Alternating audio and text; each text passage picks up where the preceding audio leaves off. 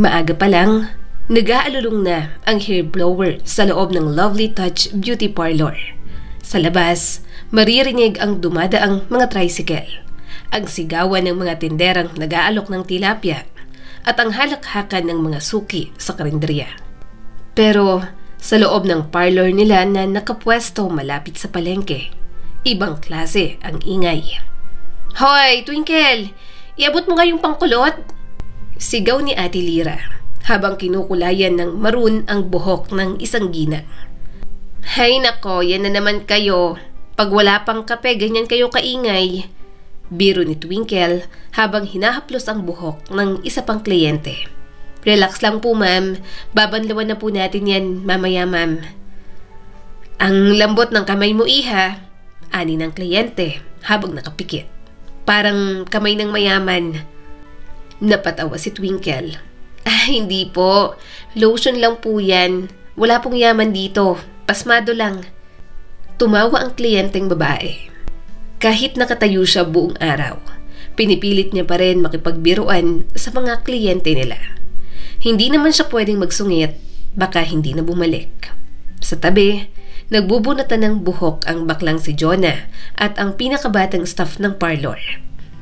"Alam mo, Ate Twinkle, ang galing mo talagang mag-makeup.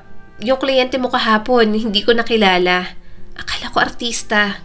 Akala ko nga parang kamukha ni Liza." Napangiti naman agad si Twinkle. "Soberano?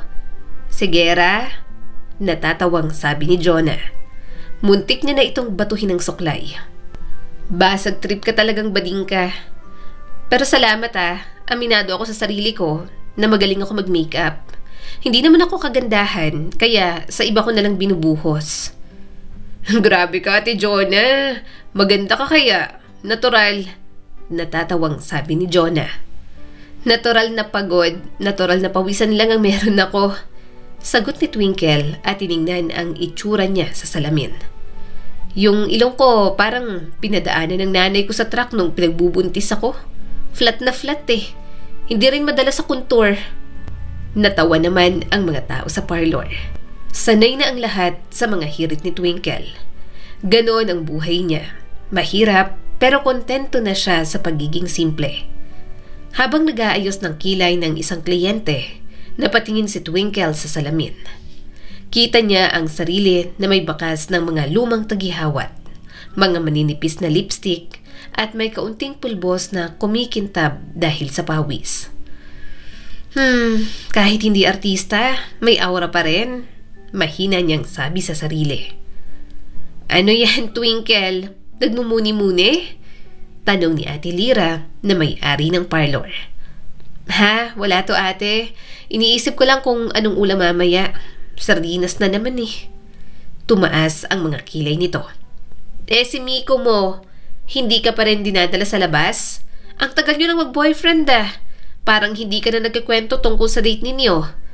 Mas madalas ko na lang makitang pumupunta dito. Yung nanay at kapatid nun na magaling humuthut ng pera sa'yo. Medyo napangiwi si Twinkle. Hindi may tatanggi dahil may parte sa kanya na alam niyang totoo yon. Busy lang yon. Nag-aaral pa kasi ulit. Saka hayaan niyo na po ang pamilya niya. Nakakaawa rin kasi Napailing naman ang kanyang amo. Ay nako, para kang bading magmahal. Hindi na lang siya nagsalita. Ganoon nga yata talaga siya magmahal. Isa pa, hindi niya naman iniisip na mabigat. Mahal niya si Miko, kaya sinusustentuhan niya ang mga ginagawa nito. Sa nanay at kapatid naman ng kanyang boyfriend, pinagbibigyan niya na lang para hindi guluhin si Miko sa pag-aaral. Alam niya kasing nai-stress ang binata sa nanay at kapatid nito na pabigat sa buhay. "Yun bang pogi? Yung matangkad, maputi at masarap?" Singit ni Jonah. "Oo, yun nga," sagot ni Twinkle. "At anong masarap? Hoy bading, akin lang si Miko. Matalino yon, mabait, tahimik. Parang si Piolo Pascual, mas matalino." Tumawa si Jonah. "Seryosong pinatulan ka nun? Baka ginugood time ka lang. Alam kong palaayos ka pero hello, hindi ka naman kagandahan." Naiinis siyang tumingin kay Jonah. May flower kasi ako. Ikaw, wala. Nagtawanan pa ulit ang mga kasamahan nila. Alam niyang hindi siya kagandahan. Sa mukha ni Twinkle, alam niyang hindi niya mapapatwinkle ang mga mata ng mga kalalakihan. Pero porke ba hindi maganda, wala nang karapatang mahalin ng isang pogi? Totoo bang ikaw daw ang nagbabayad ng tuition niya? Singit ni Ate Lira habang naglalagay ng hair dye. Napahinto si Twinkle saglit. Oo, pero sandali lang naman te. Nawala kasi yung scholarship niya. Sayang naman kung hindi makapagpatuloy. Ay, ang bait mo talaga, Twinkle. Pero sana siguraduhin mong mahal ka talaga, ha? Baka naman mamaya, ginagamit ka na lang niyan. Itinago ni Twinkle sa ngiti ang kirot na nararamdaman. Hindi naman, te. Mahal naman namin ni Miko ang isa't isa. Hindi niya naman po ako ginagamit. Saka organic naman po ang pagkakadevelop ng feelings namin. Kahit na parang ako ang nanligaw. Pero sa loob-loob niya, parang may maliit na kurot sa dibdib. Minsan nga, naisip niya na bakit parang siya lang lagi ang nagbibigay. Pero agad niyang pinapawi ang pagdududa. Pagkatapos ng hapon, dumagsa na naman ang mga kliyente. May nagpapakulot, may nagpapahaba ng pilik mata, at may nagpapaganda dahil may date raw sa Barangay Plaza. Bandang 6:00 na ng gabi nang humupa ang mga kliyente. Pinupunasan ni Twinkle ang sahig habang nagkakwentuhan pa rin sila ng baklang si Jonah. Madalas kasundo niya pero madalas ding kaaway. Alam mo ateng, gusto ko rin ng boyfriend na katulad ng kayong dalawa ni Kuya Miko. Tumawa naman si Twinkle. Makakahanap ka rin kapag 50 ka na at makunat na. Napairap naman ito. Ang sama talaga ng ugali mo. Nang maisara na nila ang parlor, nagbihis si Twinkle ng simpleng blouse at maong pants. Nilagyan niya ng kaunting makeup ang mukha at kaunting lipstick. Habang naghihintay kay Miko, tiningnan niya ang paligid. Napatingin siya sa refleksyon niya sa pader na salamin ng parlor. Hindi ako maganda, mahinang sabi niya sa sarili. Pero maganda naman akong magmahal. Buhos kong buhos, kaya mahal ako ni Miko. Ngumiti siya, sabay ihip ng hangin sa mukha niya. Nag-e-emote pa siya pero may maruming cardboard na lumipas sa mukha niya. Ano ba yan? Dumating si Miko, sakay ng lumang motor nito at nakaputing polo. Love! Sa wakas, natanggal na niya ang cardboard at agad na napangiti. Sabay takbo, papunta sa binata. Late ka na! Traffic sa crossing, sagot ni Miko, sabay abot ng helmet. Hinalikan pa siya nito ng mababaw sa labi. Namula naman siya sa kilig. Halika, dinner tayo. Kain tayo sa favorite nating tapsihan. Tumango naman ang binata. Nakangiting sumakay si Twinkle at sa sandaling yon, lahat ng pagod niya ay parang nawala. Si Miko lang talaga ang pahinga niya sa lahat ng hirap ng buhay na mayroon siya. Isang gabi, abala si Twinkle sa isang candidate. Nasa backstage siya at abala sa pag-aayos ng buhok ng isang dalaga na kalahok sa Barangay San Lorenzo Beauty Pageant. Ma'am, tingnan niyo oh, sabi ni Twinkle sabay ikot ng upuan. Pang grand finals na yung aura niyo, yung buhok niyo parang alon sa Siargao. Yung make-up, pang universe. Kumindat pa siya habang inaayos ang pilik mata ng dalaga. Ay grabe Ate Twinkle, baka naman hindi ako manalo, sabi ng dalaga habang nangingiti. Nako, kung di ka manalo, edi sabihin mo na lang, at least maganda ako, sagot ni Twinkle at mahinang tumawa. Hindi yung iba dyan, sa dilim lang maganda. Mahina silang tumawa ng customer niya. Matapos ang halos 3 oras na pag-aayos, natapos din siya. Nang awarding na, doon na siya nag-pack ng mga gamit. Gusto niya na rin kasing umuwi dahil nakakaramdam na siya ng pagod. Kanina pa kasi siyang umaga nagtatrabaho. 2 kliyente ang inayusan niya para sa graduation. At ngayon naman, ito ngang candidate sa isang barangay pageant. Nilapitan siya ni Jonah na nanonood ng pageant. Ate, ang galing mo talaga. Para may modyak yung kamay mo. Ang ganda ng inayusan mo. Siyempre, ayoko naman na mapahiya. Saad ni Twinkle. Masaya ako pag nakikita kong gumaganda yung mga tao. Parang kahit papano, may naibibigay akong saya. Uy, si Kuya Miko. Nasa labas ng court. Hinahanap ka. Sinabi kong doon na lang maghintay kasi lalabas ka na naman. Imporma nito sa kanya. Agad na nabura ang pagod ni Twinkle. Parang may kuryenteng dumaloy sa katawan niya. Talaga? Mabuti naman at nandyan ang boyfriend ko. Dala ang mabigat na gamit. Lumabas na siya sa basketball court. Napangiti siya nang makitang nakasandal si Miko sa motor. Nakamaong at simpleng t-shirt lang. Pero para kay Twinkle, parang cover boy ng kalendaryo sa isang tindahan. Love!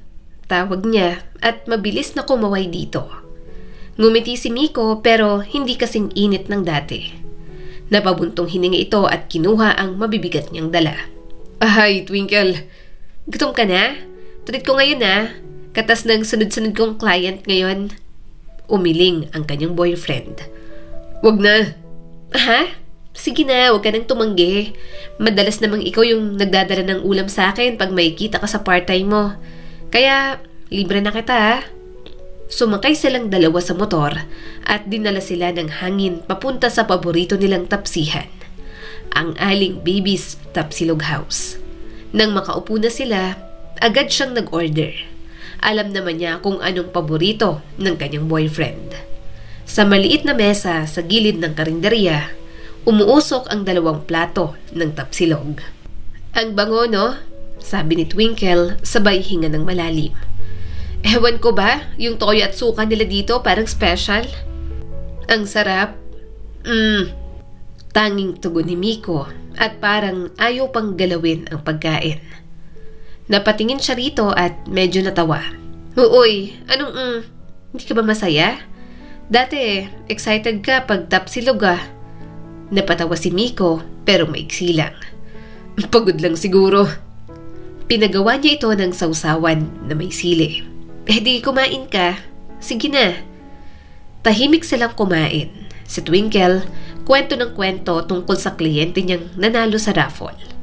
Madalas kasi siyang nangangarap na manalo sa mga raffle pero hindi naman siya nabubunot o napipili. Sinasabi sa kanya ni Miko na pwedeng trabahador lang din sa kumpanya o kaanak ng facilitator sa raffle ang pwedeng manalo. Pero syempre, kahit na ganoon, umaasa pa rin siya na manalo sa mga raffle. Alam mo, love, sabi ni Twinkle sabay subo ng itlog. Pag nakaipon ako, gusto ko magtayo ng maliit na parlor. Yung may aircon at talagang masasabi kong akin. Ngumiti siya at punong-puno ng pag-asa. Yun talaga ang goal niya. Total, wala naman siyang masyadong iniintindi sa buhay. Patay na ang mga magulang niya at may kanya-kanyang buhay na rin naman ang mga kapatid niya.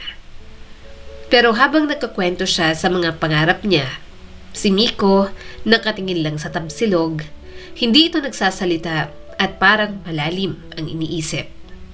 Love, tawag ni Twinkle at medyo kinakabahan. May problema ba? May sakit ka ba? Ibinaba ni Miko ang mga kubyertos saka tumingin sa kanya. Twinkle! Huminga ito ng malalim. Maghiwalay na tayo. Parang may sumabog sa tenga ni Twinkle. Ilang segundo siyang natahimik bago natawa ng pilit. Loko ka talaga. Huwag kang ganyan. Namaligno ka ba? Prank ba to? Pero hindi ngumiti si Miko. Hindi rin ito tumawa. Miko, dahan-dahang sabi ni Twinkle.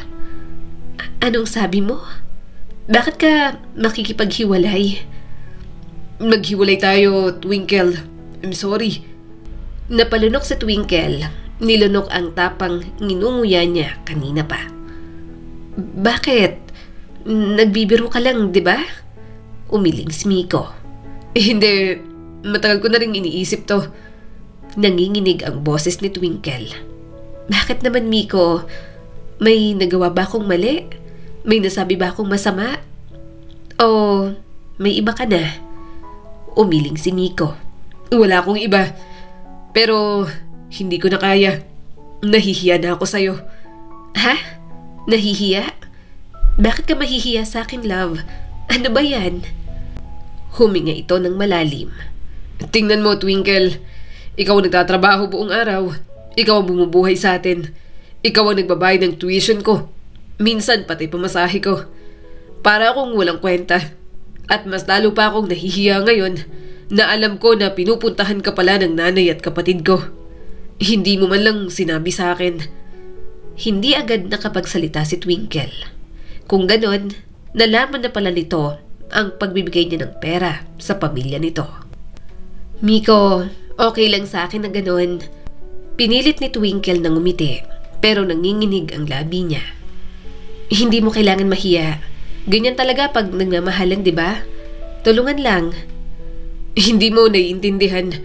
Mahinang sabi ni Miko at halatang frustrated. Pakiramdam ko, parang nawawala na ako sa sarili ko. Lalaki ako, Twinkle, pero parang ako yung nililigtas mo palagi. Palaging ikaw ang sumasalo. Ano naman? Alam mo, natatapakan lang ang ego mo. Kung mahal kita, bakit hindi ko gagawin? Dahil hindi na kita mahal. Saad ng binata na parang bombang sumabog sa kanya. Hindi ako sure kung pagmamahal ba itong nararamdaman ko sa'yo o nananatili lang ako sa'yo kasi convenient ka sa akin. Bakas ang guilt sa mukha ng binata. Naluluha itong umiwas ng tingin sa kanya. Ayoko sa'yo kasi mapilit ka at masyado kang nangingialam sa buhay ko. Parang may tumama sa puso ni Twinkle na matalim, malamig at parang hindi na maaalis sa kanya. Ano? Ulitin mo nga?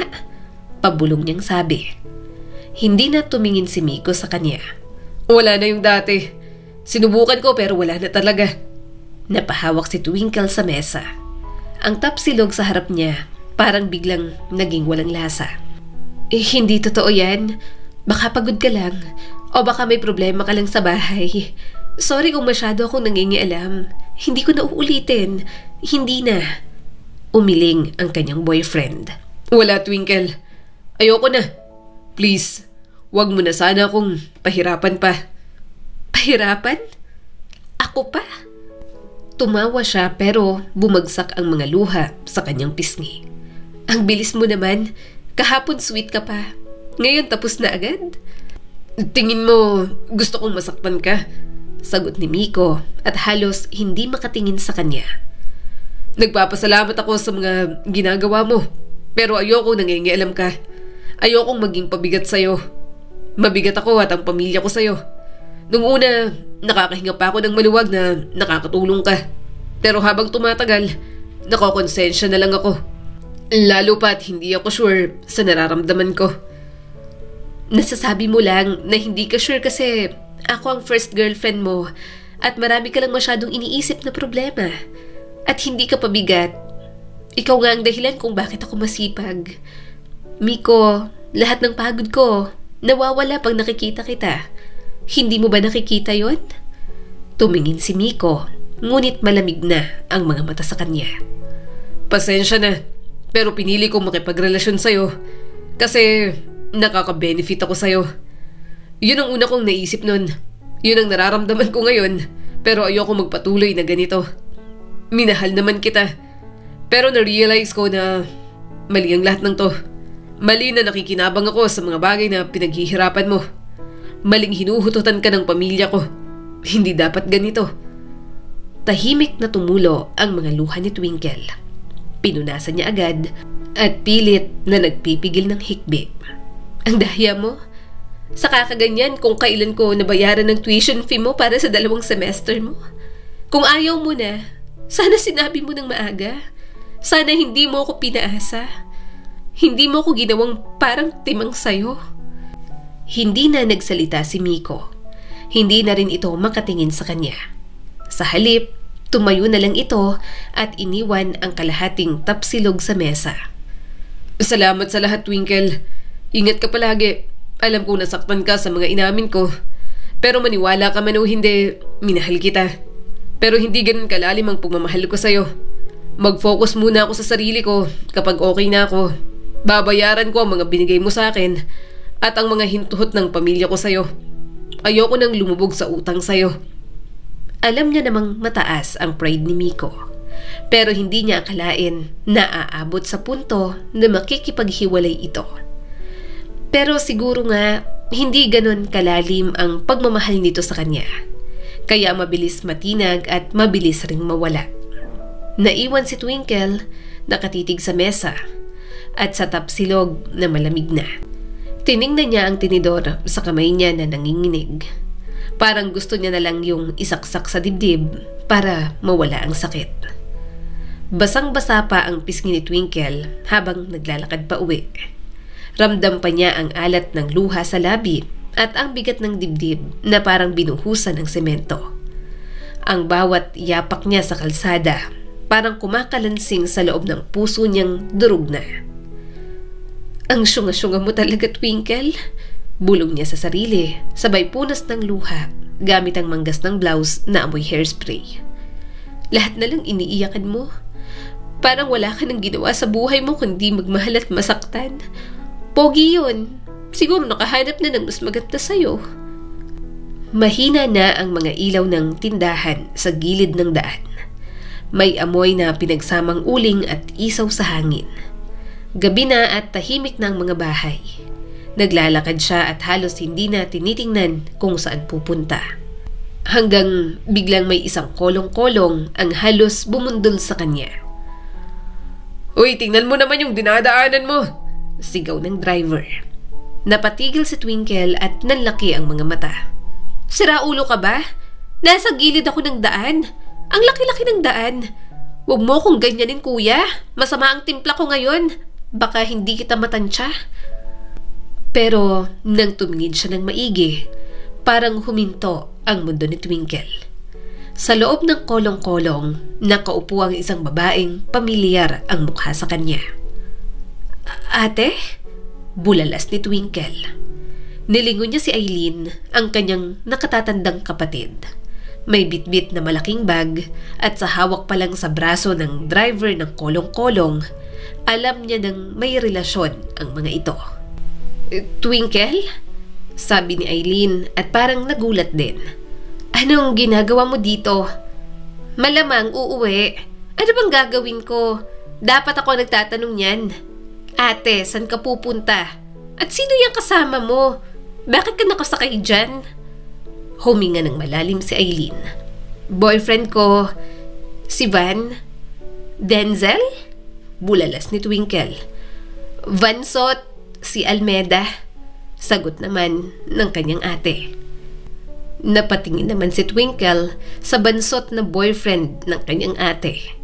Kalbo at nakangisi pa sa kanya. Hindi siya makapaniwalang boyfriend nito yon.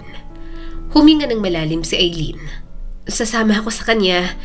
Gaganda na ang buhay ko sa kanya. Mabilis siyang nagsalita at ipinatong ang malaking kamay niya sa ulo ni Bansot. Ha?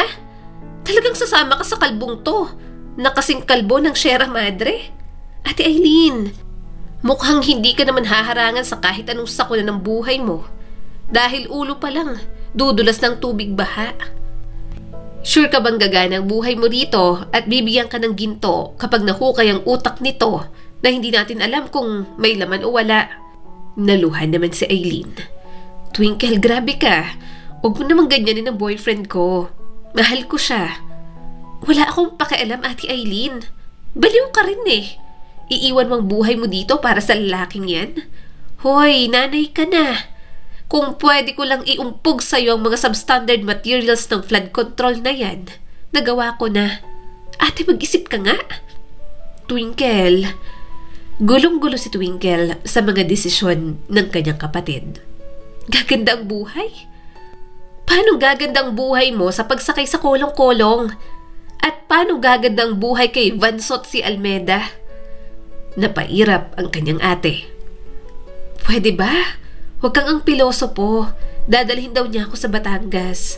Doon na kami magsisimula ng magandang buhay. Magtatana na kami. Nanlaki ang mga mata ni Twinkle. Ha? Magtatanan kayo? Bakit hindi mo sinabi, Ate Aileen? Bakit? May nagsasabi bang magtatanan? Pwede ba, Twinkle? Umalis ka na dyan. Aalis na ako. Ayoko na rito. Pagod na akong magbenta ng kakanin sa palengke. Pagod na akong puro utang. Doon, baka mas maayos ng buhay ko. Ate, ang tanda-tanda mo na makikipagtanan ka pa? May mga anak ka na. Ang liit pa nun. Namilog ang mga mata ni Twinkle. Ate, paano sila Jumbo at Hotdog? Kaya mo ba to? Tumigil si Aileen. Ha? Oo, kaya ko. Iiwan ko na sila. Gusto ko na ng magandang buhay kasama si Vansot. Yung mga anak mo, yung 2 bata, saan mo sila iiwan? Di, sa'yo muna. Mabilis na sagot ni Aileen. Ikaw na munang bahala sa kanila. Kaya mo na yan. Napatulala si Twinkle. Ako? Ate, anong ibig mong sabihin? Umalis ka sandali, okay lang. Pero hindi mo pwedeng iwan ng tuluyan yung mga bata. Hindi ko naman sila iiwan ng tuluyan, sabi ni Aileen, pero umiwas ng tingin. Kapag nakaipon na ako, babalikan ko sila. Hindi nang sabi mo dati, ate. Pero ilang beses mo nang sinabi yan. Twinkle, napabuntong hininga si Aileen. Hindi ko kaya. Wala akong maibigay sa kanila. Hindi ako gaya mo. Malakas ka at madiskarte. Ikaw yung kaya nilang sandigan. Pero ate, hindi na siya pinatapos. Umayos na ito ng upo sa kolong-kolong. Tulungan mo na lang ako. Please, ikaw na munang bahala sa kanila. Babalikan ko yan. Promise. Hindi yan tama, ate. Napairap ito at tinulak pa siya para hindi siya nakaharang sa dadaanan. Twinkle, wag mo na akong pigilan. Ate! Sigaw ni Twinkle habang umaandar ang kolong-kolong. Mahuli sana kayo? Mga wala kayong helmet? Sana humiwalay ang kolong-kolong sa motor ng Vansot mo. Wala kang kwentang ina? Hinabol niya ito, bit-bit ang mabibigat niyang gamit. Ate! Bumalik ka! Aileen! Pero tumatakbo man siya, mas mabilis ang gulong ng kolong-kolong ni Vansot. Ang ilaw ng taillight palayo ng palayo hanggang sa mawala sa madilim na kalsada. Nakatigil siya sa gitna, hingal na hingal, luhaan na naman. Hindi mo pwedeng iwan yung mga bata. Hindi mo sila pwedeng iwan, ate. Lumuhod siya sa kalsada, naramdaman niya ang bigat ng lahat. Ang sakit ng paghihiwalay nila ni Miko at ngayon ang kawalan ng kapatid. Parang isang gabi lang, 2 beses siyang naiwan. Tumingala siya sa langit at umiyak ng tahimik. Lord, ano ba naman tong araw na to? Pag-uwi niya, madilim na ang bahay. Tahimik at tanging ilaw ng maliit na bumbilya sa kusina ang nakasindi. Sa isang kwarto, magkayakap sina Jumbo at Hotdog. Si Jumbo na nasa 5 taong gulang at si Hotdog na 3 taong gulang pa lamang. Lumapit si Twinkle. Tinitigan niya ang maliit na mukha ng mga pamangkin. Paano ko ba kakayanin to? Lumuhod siya sa tabi ng mga bata at dahan-dahang hinaplos ang buhok ni Jumbo. Hindi ko alam kung anong gagawin ko, pero pangako, hindi ko kayo pababayaan. Ako nang bahala sa inyo. Kawawa naman kayo. Umupo siya sa sahig at sumandal sa pader. Sa labas, may kumakahol na aso at may tricycle na dumaan. Pero sa loob ng maliit na bahay nila, tanging ang mahinang hinga ng 2 bata ang maririnig. Hindi niya na napigilang umiyak. Kinabukasan, maaga siyang nagising. Niluto niya ang natitirang 3 itlog at sinangag ang bahaw na kanin. Inihain niya yon sa mga bata. Tita, nasaan po si Mama? Tanong ni Jumbo habang kumakain. Natigilan si Twinkle. Umalis muna si Mama mo. May trabaho lang. Pero babalik yon. Promise ni Tita. Sigurado po? Tanong ni Hotdog, nakatingin sa kanya habang hawak ang kutsara. Ngumiti siya kahit nanlalamig ang kamay. Oo naman, pero habang wala si Mama, si Tita muna ang bahala sa inyo, ha? Tumango si Jumbo. Okay po, Pero gusto ko yung gising ako pag bumalik si Mama. Makikita mo rin siya balang araw, kahit alam niyang wala na yung kasiguraduhan. Pag-alis ng mga bata para sa school, naiwan si Twinkle sa lababo at naghuhugas ng plato. Pinagmasdan niya ang sariling refleksyon sa salamin na malapit.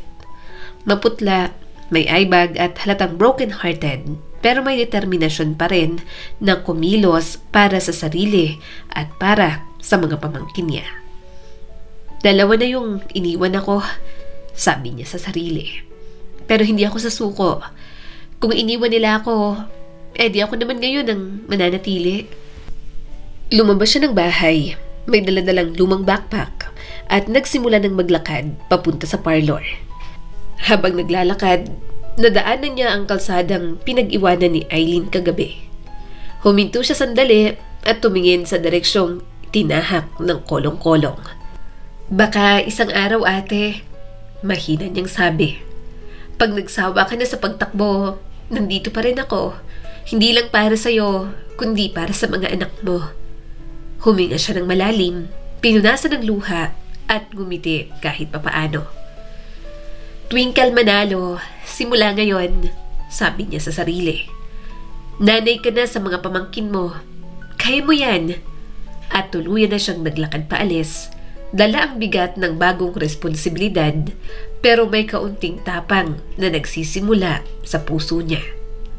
Pagdating sa parlor, sinalubong siya ng mga kasamahan niya roon. Oy, Twinkle, parang galing kang iyakan, sabi ni Ate Lyra. Bakit ang maganang mga mata mo? Aha, allergic lang po sa nalagay kong eyeliner kagabi. Biro niya, sabay tawa. Pero okay lang to, kaya ko to. Tahimik si Twinkle buong araw, pero sa tuwing may kliyente siyang inaayusan, nararamdaman niyang nabubuhay ulit siya. Kasi sa bawat kolorete at pulbos na hinahaplos niya, may pangakong kasama iyon. Gusto niyang pagandahin ang buhay ng kawawa niyang mga pamangkin. Kinagabihan, pag-uwi niya, nadatnan niyang gising pa ang mga bata. Nag-aalala siya kapag iniiwan niyang mag-isa, pero may kapitbahay naman siyang tumitingin at mas madalas na pinapatambay na lang sa bahay ng mga ito. Para may kasama kahit wala pa siya.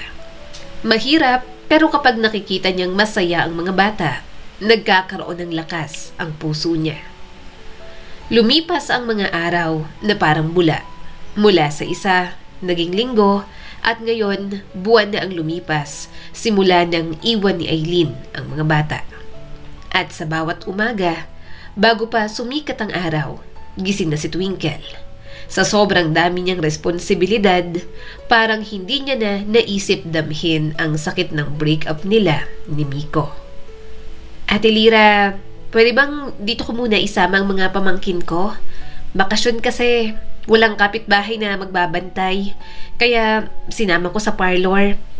Ate, hindi naman sila makulit. Pwede na sa kanila kahit sa isang sulok lang. Pakiusap ni Twinkle. Napangiti naman ang amo niya. Okay naman. Eto naman, parang iba sa akin. Kahit ako ang pagbantayin mo sa mga pamangkin mo, ako ang bahala. Nakahinga siya ng maluwag. Salamat, ate. Naging ganoon ang daloy ng buhay niya.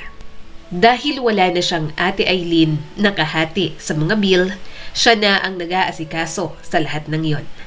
Si Twinkle na rin ang tumutugon sa mga pangangailangan ng kanyang mga pamangkin.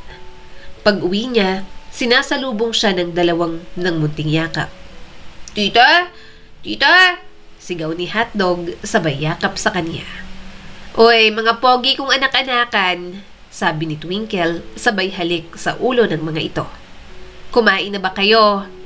Opo, si Ate Ludi po, pinakain na po kami bago kami bumalik dito sa bahay, sabi ni Jumbo at proud na proud. Good, pero teka, may pasalubong ako. Kinuha niya sa bag ang dalawang plastic na may tig-iisang lollipop. Oh, isa sa'yo Jumbo, isa sa'yo Hotdog, pero promise ha, toothbrush agad pagkatapos. Yay! Sigaw ng dalawang bata. Habang pinagmamasdan niya ang mga ito, napangiti si Twinkle. May kalat, may hindi maayos ang bahay, Pero masaya siya dahil may mga pamangkin siyang nagmamahal sa kanya. Kahit papaano, parang buo pa rin ang mundo ni Twinkle. Ngunit isang gabi, habang nag-aayos siya ng labada, biglang may kumatok. "Sandali lang!" Pagbukas ng pinto, isang dalagita ang nakatayo. Maputi, maayos ang buhok, at may suot na branded na bag at halatang yayamanin. Mukhang ibang lahi rin.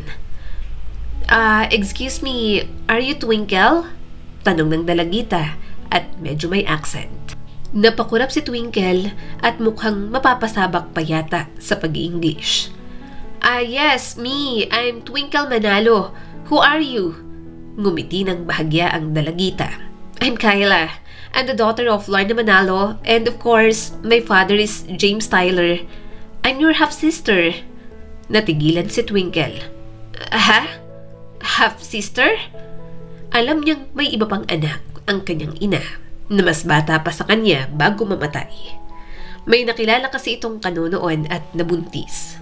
Yun nga lang, kinuha ang kapatid niya at hindi na nila nakita. Kaya nakakagulat na makita ang half-sister niya. "Yeah, my mother is your mother," sabi pa ni Kyla. Parang biglang lumamig ang hangin. Hindi niya inaasahan yon. "Oh, welcome. Come again?" Mahinang tumawa ang kapatid niya. Pumasok si Kyla. Tinitigan ang paligid na para bang tirahan ng ipis ang bahay nila. "Oh," sabi ni Kyla. Mahina pero maririnig ang pagkadismaya. "It's small?" Ngumiti si Twinkle kahit na alam niyang barok na ang pag-i-English niya. "Yes, it's a small world after all. But what are you doing here? You and your father, you are together, right? Your father got you from my mother. That's why we didn't know you." Huminga ng malalim si Kyla. "I left our house. I don't want to go there anymore. My father is not good at me. He already had a wife and other kids. I don't belong there anymore. I know our mother is dead, but I want to be here. Let me stay, please. So, you live here? With kids?" Napapikit si Twinkle at medyo napahimas sa kanyang ilong. Naiintindihan niya naman, may alam naman siya kahit papaano. Pero hindi niya talaga kaya ang diretsong English. "Pamangkin, nephew. They are the son of Ate Eileen. Ako na nag-aalaga since I'm your bigger sister. Call me Ate Twinkle." "Oh, that's nice. Okay, Ate Twinkle," sabi ni Kyla. Pero halatang hindi sanay sa ganoong kapaligiran. "You want coffee? Water?" alok ni Twinkle. "Nako, kung magtatagal ka rito, dapat matuto ka talagang magtagalog. Baka kung araw-araw tayong ganito, masampal kita nang wala sa oras. O hindi na lang kita kausapin." "Bottled water or even sparkling water is okay." "What? Sparkling water?" Napakamot si Twinkle. "There's water in the peach ale. That's clean." Okay," sagot ni Kyla, pero halatang nagdadalawang isip. Tahimik silang dalawa habang umiinom ng tubig. Sa gilid, naglalaro ang mga bata.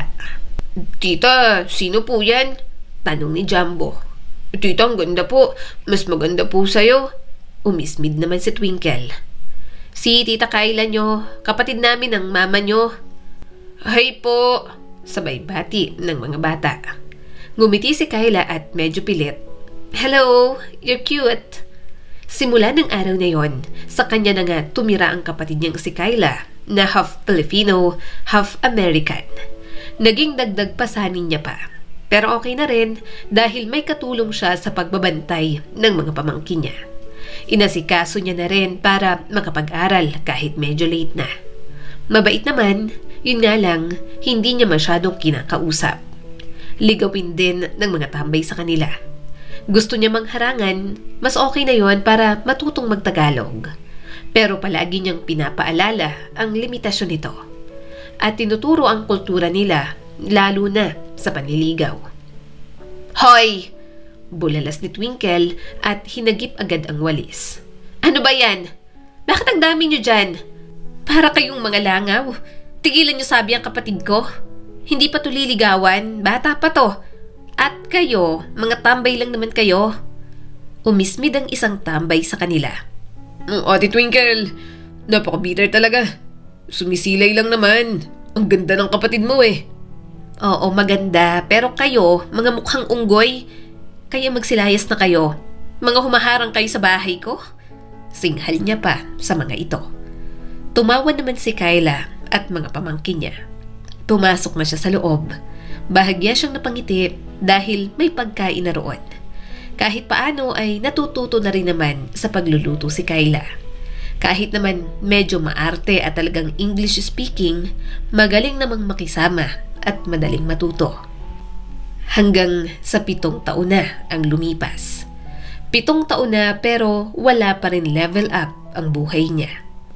Isang simpleng parlorista pa rin siya sa parlor sa gilid ng palengke. Twinkle, bilisan mo, late na si Bride! Sigaw ni Ate Lira habang tumatakbo sa loob ng parlor. Relax lang ate, hindi naman naalis yung groom kung hindi pa maganda si Bride. Sagot ni Twinkle habang inaayos ang falsies ng babaeng halos nanginginig na sa kaba. Ma'am, wag po kayong kumurap muna. Please, ayaw nating magliparan ng pilik. Tinitigan siya ng Bride sa salamin. Alam ko namang magaling kang mag-makeup ate. Napangiti siya kahit may pawis na sa noo. Ay nako, wag mo na akong iha-hype masyado. Baka tumaas ang presyo ko. Pakain kami mamaya sa handaan nyo ah. Isasama ko ang mga pamangkin at kapatid ko. Tumango naman ang Bride na kliyente. Oo naman, ipagbabalot pa kita. At sa gitna ng tawanan, napangiti si Twinkle pero may bahagyang lungkot sa mga mata. 7 taon na pala mula nung gabing iniwan siya ni Marco at iniwan din ng kapatid ang mga bata sa kanya.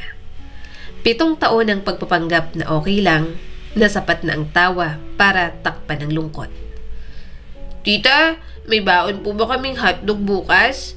Sigaw ni Hotdog habang naglalaro ng text sa sahig. Hotdog ka ng hotdog ah, kaya hotdog ang palayaw mo. Oo, meron. Sagot ni Twinkle, sabay lapit at himas sa buhok ng bata. Tita, tingnan mo to. Sigaw ni Jumbo, sabay labas ng papel mula sa bag. Perfect score po ako sa science. Talaga? Aba Jumbo, genius ka na. Tara, bigyan kita ng reward. Yay! Ano po yun, tita? Eddie kiss, sabi ni Twinkle, niyakap at hinalikan sa noo ang pamangkin. Ew, tita, pang baby naman yan, sabi ni Jumbo pero halata sa ngiti niya na tuwang-tuwa.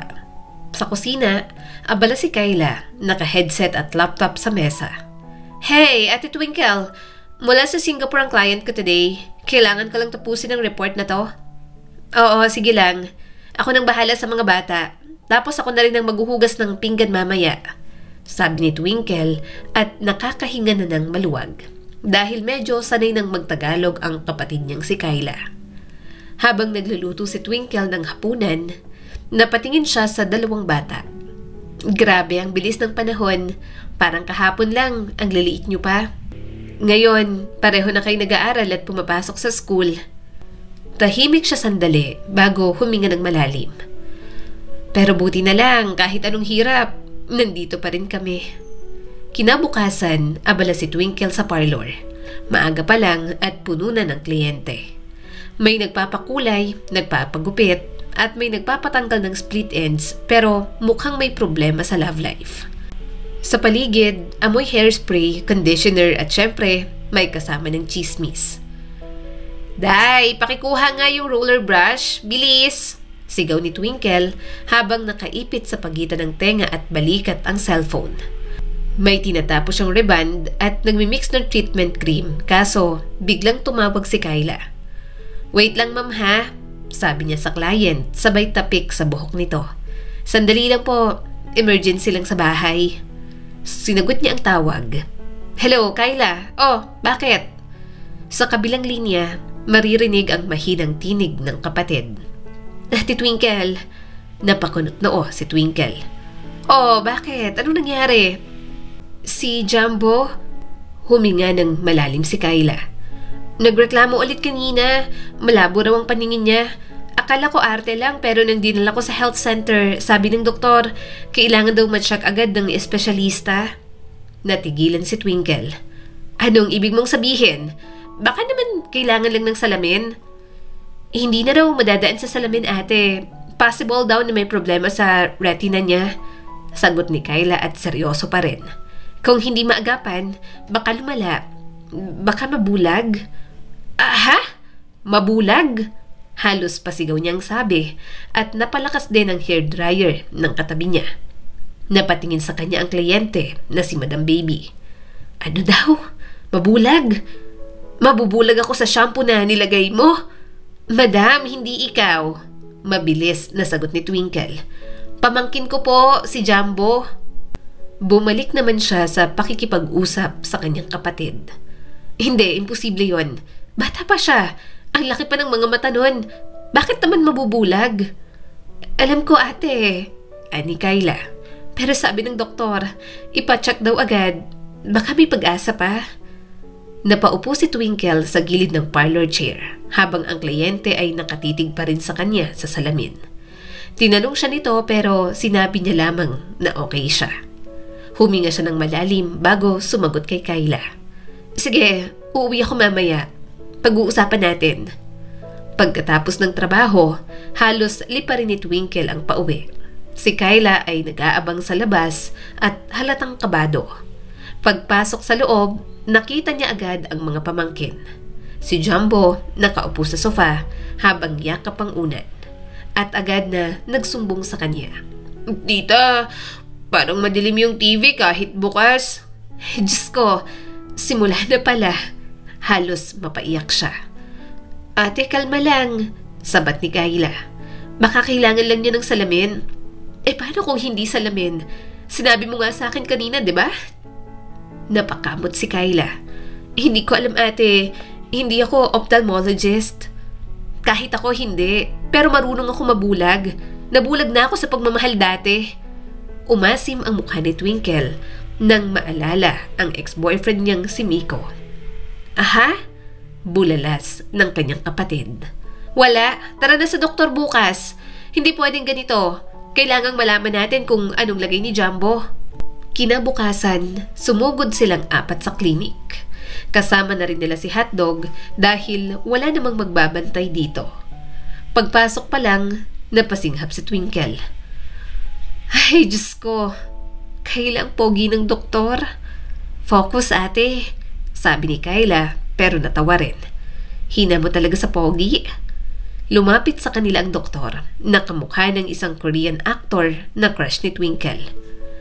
Good morning po, I'm Dr. Santos. Ano pong problema ng bata?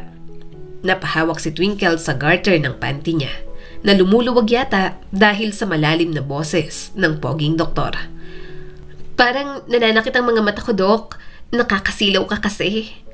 Bahagya siyang kinurot ni Kyla. Ate, baliw ka talaga. Tumawa ang doktor, kaya natawa na lang din si Twinkle. Sobrang naging busy niya sa buhay at sa mga pamangkin, kaya medyo nawala na sa radar niya ang lumandi. Pero ngayong may nakita siyang pogi, sa kanya lang naalala na ang tagal na rin pala na wala siyang boyfriend. Gayunpaman, kahit nabubuhay ang kalandian niya, syempre, nandoon pa rin siya para sa kalagayan ni Jumbo. Habang sinusuri ng doktor si Jumbo, halos hindi mapakali si Twinkle. Pinagpapawisan siya kahit may aircon. Dok, kumusta po? Ngumiti lang ang doktor. Kailangan po nating ipatest sa ophthalmologist para masigurado. May signs kasi ng retinal detachment. Retinal detachment? Napailing si Kyla. Ate, ang OA? Nagpatuloy ang doktor. It means naghiwalay ang layer ng retina sa likod ng mata. But don't panic, possible pa pong maagapan. Possible? Nagtaas ng boses Twinkle. Dok, ako to, mahina ako sa possible. Gusto ko sure. Gusto ko yung tipong binibigyan ako ng assurance kung pwede bang maging tayo, Dok. Si Kyla naman ay pilit pinipigilan ng tawa. Ate, ano ba? Seryoso naman. Ako na nga kakausap. Isipin niya pa, may hangin ka sa utak. Umismid naman si Twinkle. Joke lang naman. Pasensya na. Kinakabahan kasi talaga ako. Ayokong nagkakasakit ang mga pamangkin ko. Pagkatapos ng check-up, umupo sila sa harap ng desk. Naglabas naman ng medical form ang doktor. Okay po, so based on my initial exam, we need to refer him to a specialist for further evaluation and treatment options. Could be surgery or laser therapy. Medyo hindi naintindihan ni Twinkle ang mga sinasabi ng doktor. Pero ayaw niyang magmukhang ewan sa harap nito. Kaya kunwari ay matalino siya. Doc, mabubulag ba si Jumbo? Medyo natahimik ang doktor. We can say for sure until the specialist sees him. Pero kung maaga, may pag-asa. Wala kasi ang ospital namin ng specialist para rito. So I suggest na pumunta kayo sa mga ospital na to. Pakiramdam niya, parang seryoso talaga ang kondisyon ng kanyang pamangkin. At doon na pumigay si Twinkle. Ay, Diyos ko, bakit si Jumbo? Bata pa siya. Marami pa siyang hindi nakikitang kagandahan sa mundo. Hindi pa nga niya nakikita si Piolo Pascual ng personal. Ate, please. Pabulong ni Kyla at parang nai-stress na. Ate, mabubulag lang siya. Hindi mamamatay. Napatigil si Twinkle, pati ang doktor ay napangiti. Oo nga no. Sorry po, Doc. Nadala lang ng emotion. Alam niyo naman, babae ako. Tumawa ang doktor sa kanya. Okay lang. At least, may sense of humor kayo. Paglabas nila ng klinik, medyo napabusangot siya. Sinabihan lang siyang magandang sense of humor, pero hindi naman nilandi. Hindi man lang nagbigay ng number sa kanya ang doktor. Natatawa naman si Kyla. Grabe ka talaga, ate. Pati si Doc, hindi alam kung maiiyak o matatawa. Pero kahit na lumalandi siya roon, iniisip pa rin ni Twinkle ang kondisyon ni Jumbo. Kaya naman, pumunta sila sa mas malaking ospital. Medyo nahirapan pa nga siyang maghanap, lalo na at maraming pasyente. Pero kahit paano, nagkaroon sila ng appointment. Hindi naman kasi nila afford ang private, kaya hanggang public lang talaga sila. Good afternoon. Ako si Dr. Salazar, ophthalmologist consultant dito. May dala ba kayong referral? Inabot ni Kyla ang papel. Si Twinkle naman, nanginginig habang nagsasabi. Doktora, sana po good news ha? Kasi kung bad news yan, baka ako ang mauna sa ER. Ngumiti si Dr. Salazar. Relax lang po, let's check first. Ilang minuto ang lumipas, may mga ilaw, scanner at machine na hindi naiintindihan ni Twinkle. Habang tinitingnan ng doktora ang mata ni Jumbo, nagpipigil naman siya ng hininga. Doc, safe po ba yan? Baka masunog yung retina niya? Ngumiti naman ang doktor. Hindi po, diagnostic light lang po ito. Matapos ang ilang saglit, humarap na si doktora sa kanila. Miss Twinkle, I'll be honest with you. The retinal detachment is severe. Hindi na partial, buong lower retina ang affected. Nanlaki ang mga mata ni Twinkle. Ha? Lower retina? May upper at middle pa pala yan? Parang bahay lang. Ngumiti ang doktora, pero seryoso pa rin. Yes, ang retina po kasi parang wallpaper sa loob ng mata. Kapag natuklap ng marami, kailangang operahan agad. Retinal reattachment surgery. The longer we wait, the higher the risk of permanent blindness. Napasinghap si Kyla. Kailangan na po ba talagang agapan? As soon as possible, sagot ng doktora. At ang procedure po ay mahal. Around 100 to 120,000. Kasi kailangan ng special laser equipment, operating microscope at vitreoretinal surgeon. 100,000? Halos mapasigaw si Twinkle. Doktora, mata lang yan. Ganyan po ba talaga kamahal? Saka public naman po ito, di ba? Ganun po talaga, miss. Pero ang head na po ang magdediscuss sa inyo. At matitingnan kung ma-accommodate po kayo ng social welfare. Paliwanag ng doktora. Mahal po kasi ang equipment. Ang mga laser machine at microscope ay imported. Isa pa, kailangan ng specialized surgeon. Kailangan din po ng post-surgery medicines at follow-up check-ups. Bahagya ng naluluha si Twinkle. Medyo pinanghihinaan siya ng loob. Alam niya naman na may gobyerno at mga ahensya na pwedeng mahingian ng tulong. Yun nga lang, alam niyang pahirapan talaga. Ang daming requirements at lalakaring mga papel. Bukod doon, alam niyang punuan ang mga medical facilities sa public sa kanila. Hindi lang naman ang pamangkin niya ang may sakit para i-prioritize. Si Jumbo na kanina pa nakikinig, nagsalita na rin at humawak sa braso niya. Tita, okay lang yan. Okay lang po na mabulag ako. Basta hindi po kayo mahirapan. Napatingin si Twinkle sa pamangkin. Ikaw talaga, hindi pwedeng mabulag ka. Mas mahihirapan ako kung mabubulag ka. Gagawa tayo ng paraan. Kung kailangan kong magdoble ng trabaho para makapagpagamot ka, gagawin ko, Jumbo. Huminga ng malalim ang doktora. Basta po magmadali tayo. I'll give you the full quotation and list of options. Alam kong mabigat pero may pag-asa pa naman. Paglabas nila ng silid, bahagya siyang natulala. Iniisip niya na kung saan kukuha ng 100,000 para sa operasyon ni Jumbo. Pero hindi siya susuko. Naniniwala rin si Twinkle na hindi ibibigay ng Diyos sa kanyang pagsubok na yon kung hindi niya malalagpasan. Inasikaso niya na nga agad ang paghingi ng financial assistance sa mga ahensya. Pero syempre, hindi naman niya mapagtuunan ng pansin. Bukod sa mahaba ang pila, hindi naman siya pwedeng tumigil sa pagtatrabaho. Mawawalan sila ng kakainin.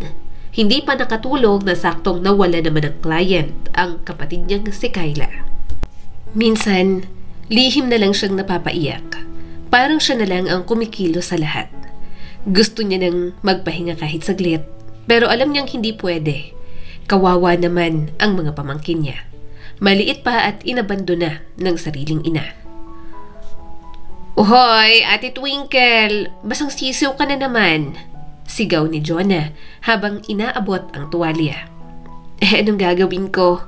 Kailangan ko magtrabaho dahil hindi ko pwedeng itigil ang trabaho dahil lang sa ulan. Baka may maging kliyente tayo kahit papano. Sagot ni Twinkle at pinagpag ang kanyang payong. May balita ka na ba kay Jumbo? Tanong ni Jonah. Napayuko si Twinkle. Kailangan daw ng operasyon agad. Kung hindi, baka tuluyan ng hindi makakita. Dinamayan naman siya ni Jonah. Kahit nag-aaway sila minsan, nagkakasundo pa rin naman sila. Kaya talagang na-appreciate na yun. Lumipas ang ilang araw, sunod-sunod na parlor appointments, hindi niya alam kung bakit. Pero parang hindi na uubusan ng customer ang salon. Kaya medyo nagulat siya. Pero ang mas nakakagulat, galing lang sa isang kumpanya ang mga nagpapaayos ng buhok sa kanila. Talaga po? Nilibre po kayo ng mga boss ninyo? Tanong ni Twinkle habang chinichika ang pangatlong kliyente niya. Janitress kami ron. Nagulat nga kami na nilibre kami ng isang boss namin doon. Treat niya raw sa amin sa Pasko. Basta, dito raw kami sa salon na to magpapaayos. Saad ng babae sa kanya. Medyo weird yon para kay Twinkle pero hindi na lang siya masyadong nagtanong pa. Abala na rin kasi ang ginang sa paggamit ng cellphone nito. Hindi niya na rin masyadong inisip dahil ang mahalaga naman umaapaw ang kliyente niya. Pagkatapos ng trabaho, dumaan na muna siya sa grocery para mamili ng stock nila sa bahay. Naka-worth 1,000 siya kaya pinapill off siya ng form doon para sa raffle. Tuwang-tuwa pa nga siya dahil mahilig talaga siya sa mga ganoong raffle. Mabuti may raffle kayo, nakangiting sabi ni Twinkle. Ngumiti naman ang employee sa kanya. Yes po ma'am, anniversary po kasi ng store kaya may ganito po. Actually, ngayon na po ang bunutan. Mabuti po at nakaabot kayo.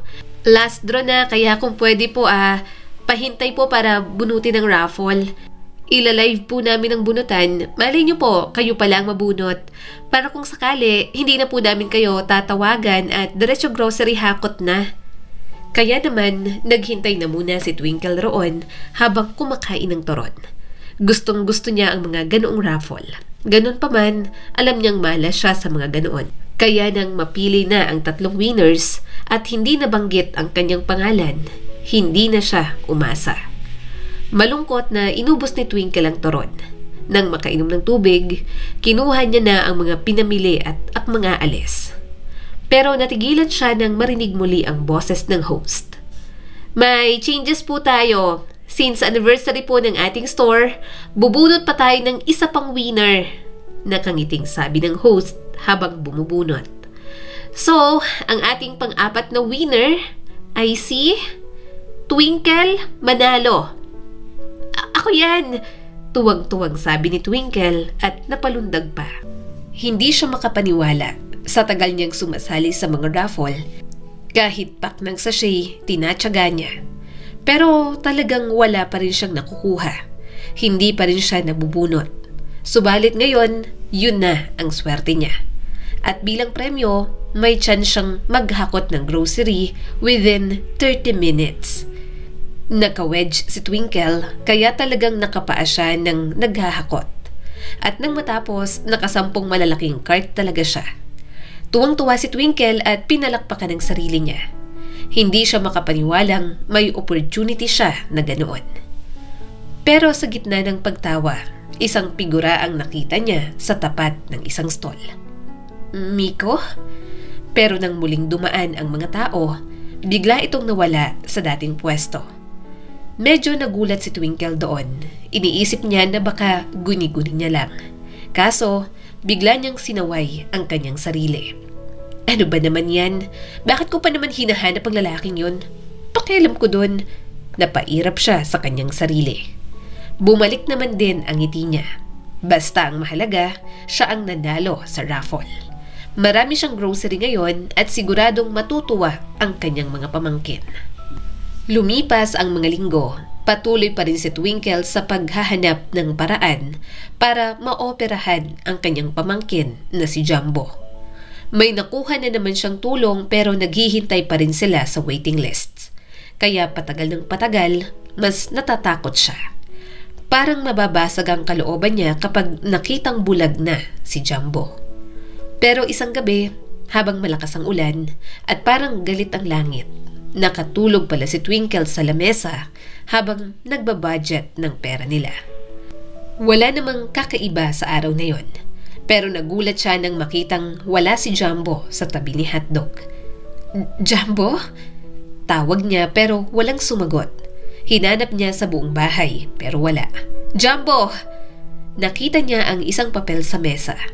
Sulat pa lang, alam niyang galing yon kay Jumbo. Tita Twinkle, tita sorry po. Ayokong maging pabigat. Magiging matapang po ako. Aalis na lang po ako para hindi na po kayo namumroblema. Huwag na po kayong mag-alala. Nalaglag sa sahig ang papel. Diyos ko! Walang pag-aatubili na lumabas si Twinkle. Basang-basa siya agad ng ulan. Jumbo, nasan ka? Sigaw niya habang naglalakad sa putikang kalsada. Sumunod si Kyla, hawak ang flashlight at nanginginig na. Ate, baka sa kanto lang? Hindi siya ganun. Takot siya sa dilim. Sigaw ni Twinkle habang tumatakbo. Jumbo, halika na. Umuwi na tayo. Hindi naman napapagod si tita. Nag-ikot sila sa buong barangay. Tumatama ang ulan sa kanilang mga mukha at humahalo sa luha ni Twinkle. Ang bawat tawag niya ay parang tinatangay lang ng hangin. Jumbo, umuwi ka na. Hindi mo kasalanan to. Huwag mo kong iiwan. Pagdating niya sa kanto, napaupo siya sa harap ng tindahan ni Aling Bebang. Hingal na hingal, nilalamig at nanginginig. Diyos ko po, bulong niya. Huwag niyo pong kunin sa akin ang anak ng kapatid ko. Sana okay lang po siya at makauwi pa rin. At doon, sa gitna ng ulan, tuluyan siyang napaupo habang humahagulgol. Patuloy sila ni Kyla sa paghahanap. Pero kapag hindi pa nila nahanap, ire-report na nila yon sa pulis. Tumila na ang ulan pero ang mga luha niya, wala pa rin pagtila hanggang wala pa si Jumbo. Pero natigilan siya ng isang kotse ang huminto sa tapat ng bahay nila. Dahan-dahang bumaba ang bintana at sa likod ng basang salamin, isang pamilyar na mukha ang bumungad sa kanya. Miko? Gulat na tanong ni Twinkle. Parang huminto ang ulan, parang bumalik ang 7 taong nakalipas. Noong unang beses siyang tinawag nitong love habang kumakain sila ng fishball sa kanto. Pero ngayon, wala na yon at puro sakit lang na bigla niyang nararamdaman ulit. Twinkle, mahinang sabi ni Miko. Nakaputing long sleeve polo, mamahaling relo at halatang galing sa ibang mundo. Si Jumbo, nasa loob. Napalunok si Twinkle at biglang kinabahan. Anong ibig mong sabihin? Bago niya pa matapos, bumukas ang pinto ng kotse. Mula roon, lumabas si Jumbo, nanginginig at may kumot sa balikat. Tita, mahinang sabi ng bata bago sumugod ng yakap sa kanya. Diyos ko, Jumbo! Yakap ni Twinkle ng mahigpit. Saan ka ba nagpunta? Bakit mo to ginawa sa akin? Sobra kami nag-alala sa'yo. Hinanap ka namin ng tita Kayla mo. Pasensya na po, tita. Ayoko na po kasing maging pabigat.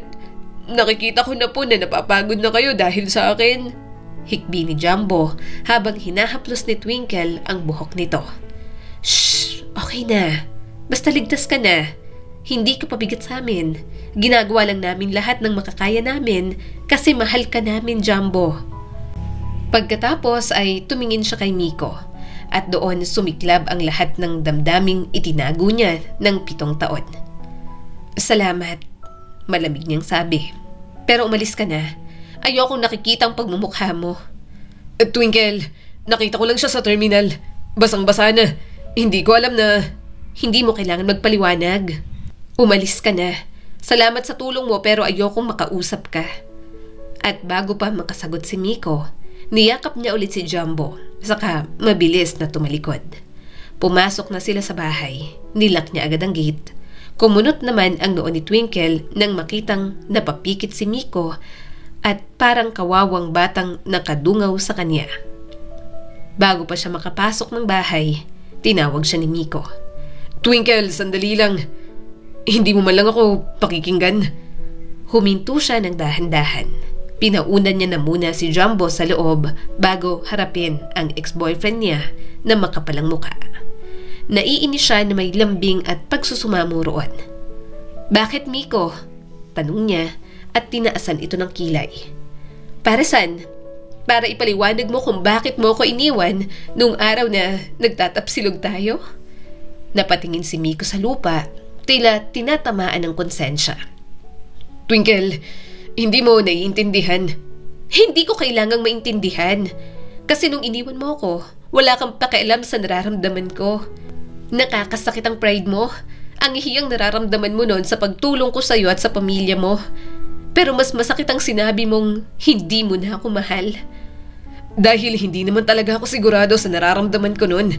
Naisip ko na baka kaya pumasok ako sa relasyon natin kasi nagiging convenient ka sa akin.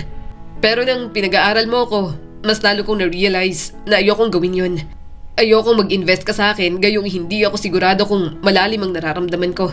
Pero ngayon, nang mawala ka, at meron na akong mga bagay na gusto ko, wala akong ibang maisip na gustong makasama kundi ikaw lang. Nasa mga pangarap kong to, ikaw pa rin ang gusto kong makasama at hindi ang iba. Napairap siya rito. Wala akong pakialam. Kahit successful ka na, wala na akong pakialam. Ang tagal na nun, Miko. 7 years. Sa tingin mo ba, hindi pa ako nakaka-move on sa'yo? Umigting ang panga nito. Kung naka-move on ka na, bakit galit na galit ka pa rin? Bahagyang natigilan si Twinkle. Bakit nga ba siya galit na galit? Ewan niya ba? Kumukulo lang talaga ang kalooban niya kapag naaalala at nakikita si Miko. Yun lang naman yun. Bukod doon, medyo bitter din si Twinkle dahil sa naging dahilan ng pag-aaway nila. Parang sobrang petty at pataasan lang sila ng ego. Bukod doon, tila paalala rin si Miko sa kanya na siya naman talagang halos nandigaw dito noon at gumastos. Pero anong magagawa niya? Ganoon siyang magmahal. Nakikita niyang nahihirapan kaya pinag-aral niya. Nakita niyang ginugulo ng pamilya kaya kahit halatang hinuhut-hutan siya ng pera, go pa rin siya. Torpe rin si Miko noon kaya kung hindi siya kumilos, baka hindi naging sila ng binata. Sinabi mong babayaran mo lahat ng nagastos ko sa'yo, di ba? Pati yung hinuthut ng pamilya mo sa akin? Inilahad ni Twinkle ang kamay. Nasa na? Akin na. Namungay ang mga mata nito. Gusto ko munang mag-usap tayo. Nanlaki ang mga mata niya. Bakit? Hindi pa ba usap to? Ano pa bang gusto mo? Ikaw pa ang may gana na maging demanding dyan? Ano bang gusto mong pag-usapan? At kailangan mo pang unahin kaysa sa pagbabayad sa akin? Ha? Second chance. Nagsusumamong sabi nito. Gusto ko ng second chance, Twinkle. Natulala siya sa sinabi ni Miko. Sino nga naman ba kasi ang mag-aakala na after 7 years ay hihingi pa ng second chance ang ex-boyfriend niyang hindi sigurado kung mahal pa siya noon? Oo, alam niyang hindi siya maganda. Pero sa pagkakataong yon, feel ni Twinkle na magmaganda. Hindi na siya madadala sa kapugian nito. Hindi na siya bibigay agad. Hihigpitan niya na ang garter ng kanyang panty. Hindi na siya gaya noon na halos siya na ang nandigaw kay Miko. Ayoko, mariin na sabi ni Twinkle at inirapan ang binata. Umawang ang bibig ni Miko. Akala siguro nito, bibigay agad siya gaya ng dati. Pero hindi na ganoon si Twinkle. Magpapakadalagang Pilipina na siya at hindi na siya bumabalik sa ex-boyfriend. Lumapit si Miko ng dahan-dahan. Mas lalo pa siyang kumapit sa gate at parang gusto na lang ibahin ang usapan. Nakita kong basang-basa yung pamangkin mo. Nagulat ako, kaya hinatid ko agad dito. Nasabi niya sa akin ang kondisyon niya at dahilan kung bakit siya umalis. Tumitig si Twinkle sa binata. Sige, edi thank you. Pero wala kang karapatan para mangialam sa mga buhay namin. Kaya makakaalis ka na. Pero ayaw talagang umalis ni Miko. Parang gusto pang ayain niya sa loob. Kaya binuksan niya ang gate. Napangiti naman agad si Miko. Inakala sigurong papapasukin niya. Ayaw mong umalis? Nakangising tanong ni Twinkle. Napakagatlabi si Miko. Gusto ko pang mag-usap tayo, Twinkle. At bago pa makapagsalita si Miko ulit, tinuhod niya ito sa gitna ng mga hita nito. Aray! Twinkle! Napasigaw si Miko at halos matumba. Bakit? Ang sakit. Paano nang magiging 5 anak natin? Anong 5 anak? Gusto mo pa yata nang mabaog ka na. Yan ang thank you ko. Yan ang usap na kaya kong ibigay sa'yo. Sigaw niya rito. Next time, kung gusto mong tumulong, huwag kang magpapakita. Kasi baka sa susunod sapakin na kita. Si Kyla na kabababa lang mula sa bahay nila ay napatakbo. Ate, anong nangyayari? Wala to? Sabi ni Twinkle at mariing umiling. Pumasok na kayo. Tiningnan niya si Miko ng huling beses. Hawak pa rin ito ang Santolan Station at nagpapaawa sa kanya. Same old Twinkle, sabi nito at bahagyang natawa kahit halatang nasasaktan. Matapang pa rin. Napairap siya rito. Kapag hindi mo pa ako tinigilan, ibang Twinkle nang makikita mo. Talagang makakakita ka ng twinkle star sa ibaba ng ulo mo kapag sinapa kita dyan. Pagpasok nila, agad niyang pinainom ng mainit na gata si Jumbo at pinunasan ito ng tuwalya. Tita! Mahina ang boses ni Jumbo. Siya po ba yung dati mong boyfriend? Napatigil si Twinkle. Bakit mo na itanong? Kasi po sabi niya, saka parang mabait naman siya. Hindi po siya galit kahit tinuhod niyo po yung kwek-kwek niya. Napailing siya at bahagyang natawa. Kasi Jumbo, minsan yung mga mababait, yan pa yung unang nananakit.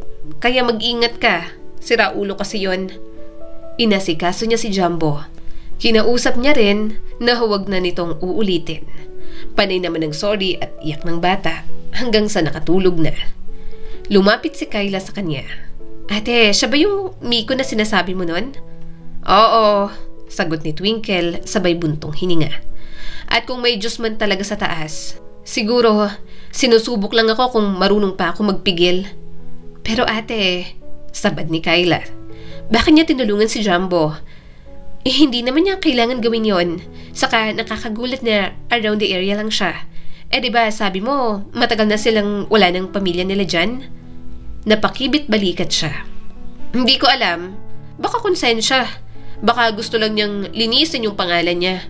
O baka gusto lang niyang ipaalala na kaya pa rin niyang manggulo. Yabang niya talaga. Kakainis. Kinabukasan, bago pa man sumikat ng husto ang araw, narinig ni Twinkle ang busina ng kotse sa harap ng kanilang bahay. Napatingin siya sa bintana at doon niya nakita si Miko, nakatayo sa kalsada, nakasuot ng polo shirt at pants pero sobrang lakas ng dating. Umismid naman si Twinkle. Noon pa man, wala pa man itong maipagmamalaki, alam niyang pogi na talaga. Kaya mas lalo na ngayon na halatang may masasabi na ito sa buhay. Mas lalong nagiging gwapo. Bawat napapadaan, talagang napapatingin sa ex-boyfriend niya na makapalang muka. Twinkle! Tawag nito at tipid na napangiti. May dala pang bulaklak para sa kanya. Pero halatang nag-aalinlangan kung ibibigay ba yon o hindi sa kanya. Pwede ba kitang makausap sandali? Tumaas ang isang kilay niya habang binubuksan ang gate. Ano na naman? Tigilan mo ako. May trabaho pa ako at pupunta pa ako sa parlor. Hindi na ito para sa akin, sagot ni Miko ng malumanay. Para kay Jumbo. May gusto akong ialok sa'yo. Bahagyang natigilan si Twinkle at tinitigan ito. Anong tungkol kay Jumbo? Lumapit si Miko sa kanya. Gusto kong bayaran ng operasyon niya. Libre para sa bata. Bakit mo inaalok yan? Tanong niya rito. Twinkle, gusto kong tumulong at makabawi sa'yo, sagot ni Miko. Hindi ko pinawalang bahala ang galit mo. Tinatanggap ko yan pero hayaan mo kong tulungan ang pamangkin mo. Huminga si Twinkle ng malalim. Pilit niyang pinigilan ng sarili na hindi mapaiyak. Hindi ko kailangan ng awa mo. Umalis ka na nga. Kaya na namin yon. Kahit alam niyang aabutin pa ng pagkabulag ang kanyang pamangkin dahil sa tagal nila sa waiting list. Gusto niyang gawin lahat para kay Jumbo pero ayaw niya talagang ibaba ang pride kapag may koneksyon kay Miko. Okay, sige tatanggapin ko. Pero may kondisyon ako, sabi ni Twinkle. Tumango si Miko at bahagyang napangiti. Okay, ano yun? Ibabayad mo sa akin lahat ng naitulong ko sa'yo nun. Pero maliit lang namang halaga yon. Babayaran ko ang bawat piso ng tulong mo. Malinaw niyang sabi. Gagawin ko yon sa pamamagitan ng pagtatrabaho sa'yo. Walang libre. Walang utang na loob na hindi ko kayang bayaran. Umiling agad si Miko. Hindi naman kailangan yan. Gusto kong tumulong. Hindi mo kailangan bayaran. At hindi yon magiging utang na loob mo sa akin. Hindi. Naiinis niyang sabi. Babayaran ko? Napapikit si Miko at parang nauubos na ang pasensya. Fine, sige. Magtatrabaho ka sa akin. Anong trabaho? Ngumisi naman ito. Asawa ko. Muntik niya na itong masapak. Eto, gusto mo? Ano ba? Seryoso nga? Natawa naman si Miko. I'm sorry. Wala akong ibang maisip na trabaho para sa'yo. Ang taas ba naman kasi ng pride mo? Okay, kahit ano na lang trabaho mo sa akin. Personal assistant, helper, kahit ano. Basta kapag may kailangan ako, ikaw ang uutusan ko. Hindi na nagsalita pa si Twinkle. Mas okay na yon. Kaya yon at napag-usapan nila kung ilang buwan lang. Mas okay na pagsilbihan niya si Miko kaysa magkaroon pa siya ng utang na loob dito.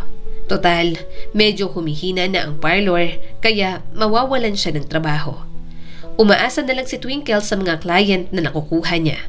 Pero hindi naman kasi yun palagi. Sus, Twinkle, hindi ka pa makaka-move on dyan?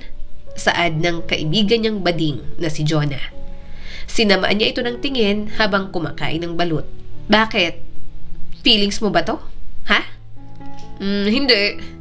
Pero alam ko at kilala kita. Kasi kung talagang ayaw mo na dyan, hindi mo hahayaan yan.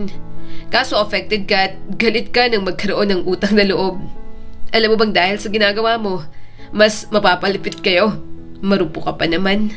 Sambit ng kanyang kaibigan. Napairap si Twinkle. Hindi na ako marupok. Nandun lang ako para sa trabaho. Hindi ko siya bibigyan ng second chance. Gagawin ko lang talaga yon para hindi niya maisumbat pagdating ng panahon. Hindi ko rin naman kasi matanggihan ang tulong niya. Kasi kailangan ni Jumbo. Kailangan ko ng stable na trabaho. Alam mo namang natanggal ako sa parlor. At bihira na lang ang clients. Kaya okay na rin yun. Total, napag-usapan namin na pasasahurin pa rin ako ni Miko. Tapos yung kalahati, pang-ipon sa pambayad na ilalabas niya sa operasyon ni Jumbo. Sa mga sumunod na araw, inasikaso na nga ang operasyon ng pamangkin niya. Panay ang dasal ni Twinkle na sana ay maging okay lang ang lahat. At sa awa ng Diyos, naging successful naman ang operasyon. Okay na si Jumbo, tahan na Twinkle. Malambing na sabi ni Miko at pinupunasan sana ang mga luha niya. Pero agad siyang umatras. Ano ba? Wag mo nga akong hawakan. Close ba tayo? Pagsusungit ni Twinkle. Napabuntong hininga si Miko. Gusto lang naman kitang i-comfort. Ayokong nakikita kang umiiyak. Umismid naman siya. Pero pinaiyak mo naman ako dati.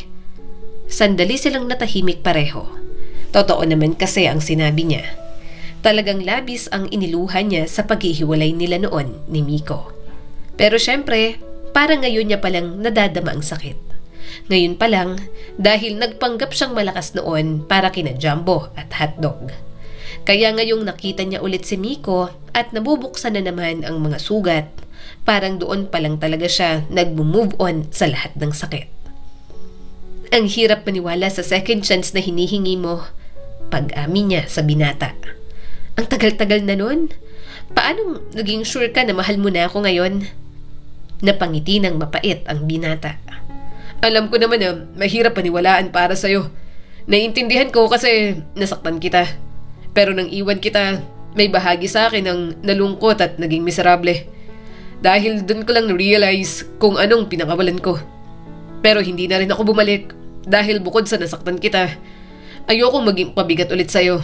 Ayoko magkaroon ulit ng dahilan ng nanay at kapatid ko na manghingi ulit ng pera sa'yo. Hindi na nagsalita pa si Twinkle. Kung may sinabi man siya, pasasalamat na lang yon. Basta ang mahalaga, okay na si Jumbo. At siya, tahimik na lang nagagawin ang kanyang trabaho kay Miko. Makalipas ng ilang buwan, iyon at naging helper na nga siya sa bahay ng binata.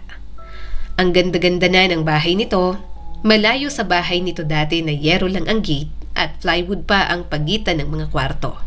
Talagang malayo na ang narating ni Miko. Good morning! Nakangiting bati ni Miko sa kanya habang nagbubutones ng polo nito. Umiwas naman agad si Twinkle ng tingin.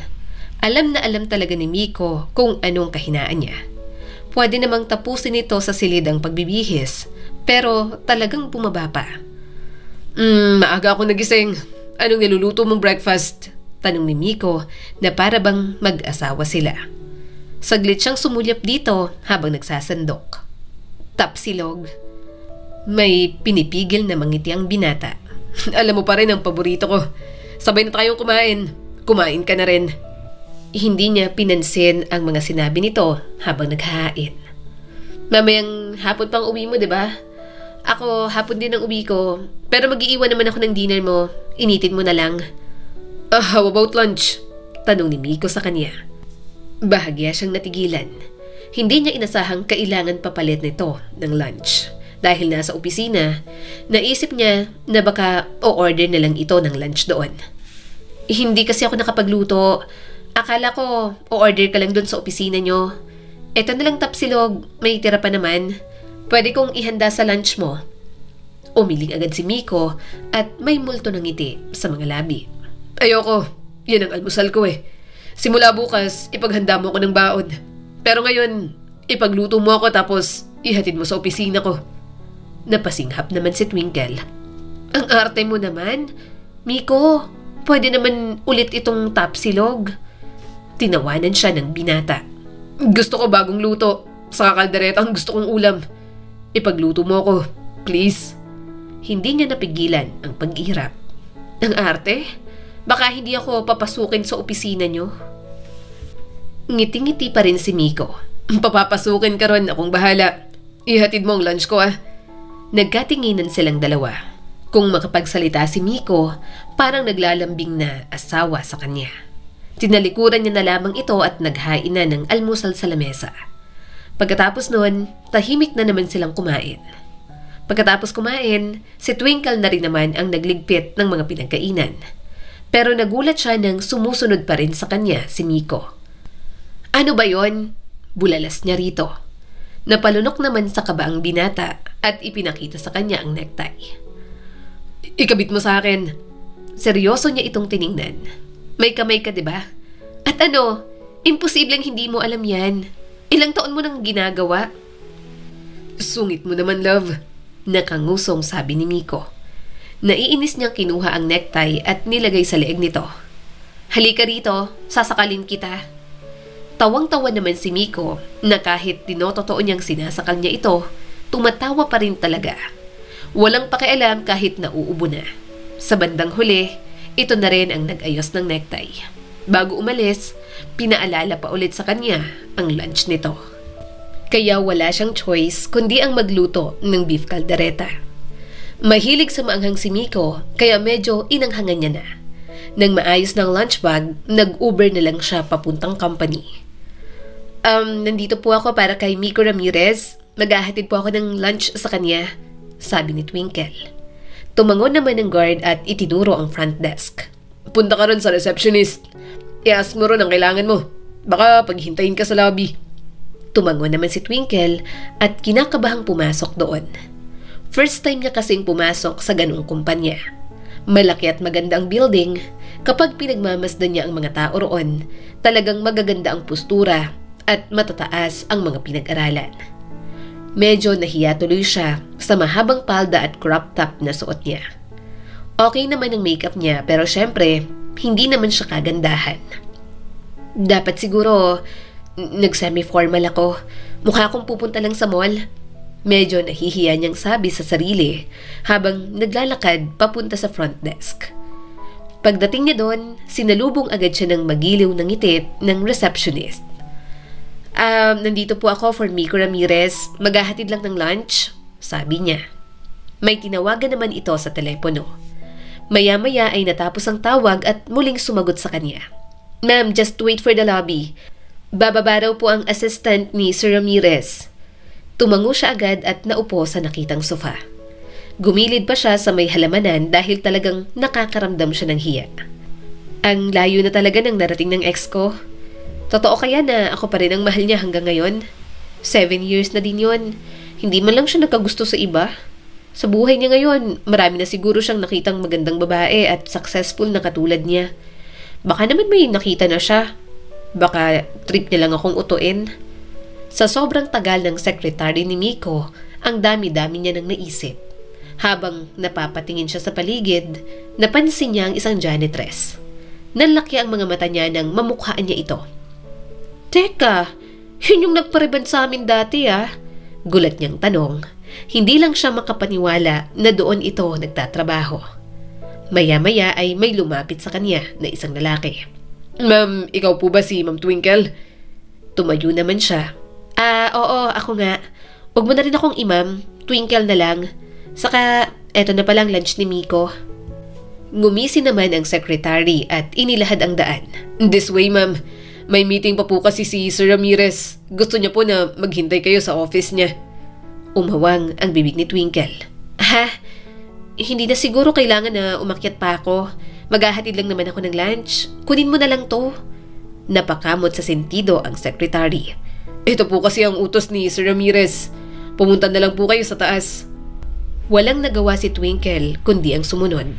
Nang makarating sa opisina ni Miko, sinabi ng secretary na maghintay lang siya doon.